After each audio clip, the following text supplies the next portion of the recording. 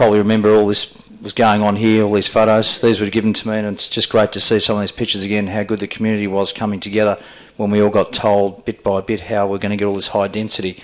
And you can have a look at them later if you like, but all these photos of the community coming together and standing up for our rights. Now, a lot of the problems I'm worried about is the new government proposals that Michael's going to talk about later. There's going to be possibly no, democratic right to object. And that's a real concern. Without people power, we didn't get here by getting up and saying something and doing something about it. And I don't care what other people say. If it wasn't for the community getting up, lobbying the council, lobbying Matthew Guy, bombarding him basically, Karen bombarded that guy like a B-29, and to Matthew Guy, he was sick of you, wasn't he? He really was, but you did a great job. It got somewhere, and with all that, the heights were brought down. Something was done about it. I guarantee you, if we said nothing, we'd have 4-storey buildings down at number 55 Boronia Road. Nothing has happened there as yet. There's a lovely lady next door there with a disabled son. I met her. She was so stressed out last year. I'm just so glad nothing's happened there now because the developer pulled out because the heights were reduced. And people say you can't do nothing. Well, I'm sorry, that's one example.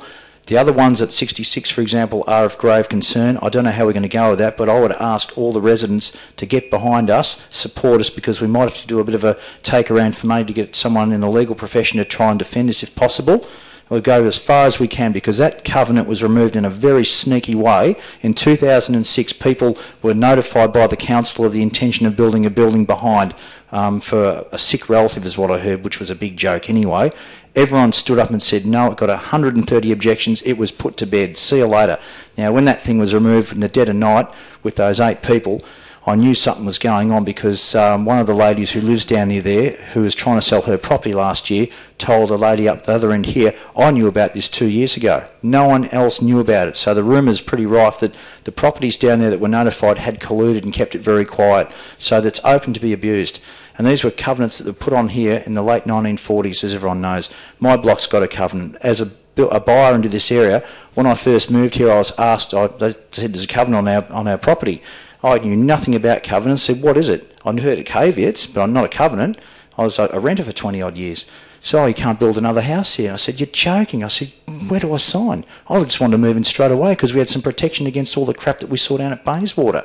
We moved from Devonish Road, near there. It's all due occupancies. You can't get a park around. It's probably like Banbury Street is, And we couldn't wait to get out of there. Now we come here, we're getting this crap here.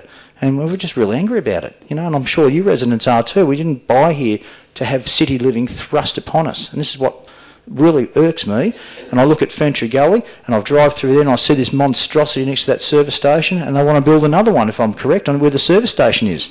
What the hell's going on? Who the hell are these people? Why do we have to put up with it? Let's do something about it and do our very best about it. I'm so angry about it. Before 2010, I was just a resident, minding my own business, doing my gardens, living my life, keeping everyone's way. And because of this, it's just made me so bloody angry. And I've come all this way now to have a tilt at council and try and do something about it. That's how angry I am. And I don't have much money. I do it tough. I know it's like to get by and bugger all money. This election campaign's taught me that as well. And I'm just wild about it. I really am. And I just really hope that the other candidates, whoever gets in, has the same passion. And all I can say is, looking at these photos, it's just so heartening to remember how hard myself and all the group members and all the community worked to fight against all this rubbish that's been going on. And it's just been a combined wonderful effort. And the best thing about this whole negative aspect is meeting so many really nice people. And it's all come together, and I think it's just marvellous. But about the building problems, the Bayview government are going to be introducing, or have intention of bringing in new policies and building legislation, which I think is quite concerning.